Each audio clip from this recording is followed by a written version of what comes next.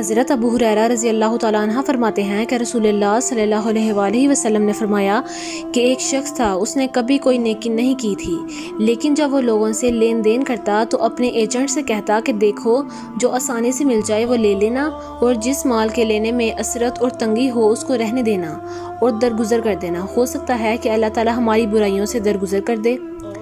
جب وہ فوت ہوا تو اللہ تعالیٰ نے اس سے پوچھا کہ کیا تو نے کبھی کوئی نیکی کی تھی؟ اس نے کہا کہ نہیں، البتہ میرا ایک غلام تھا اور میں لوگوں سے معاملات کیا کرتا تھا۔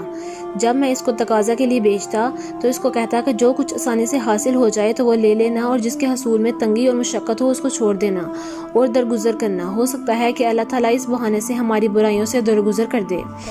اللہ تعالیٰ نے فرمایا کہ میں نے تیری برائیوں سے درگزر کر دی۔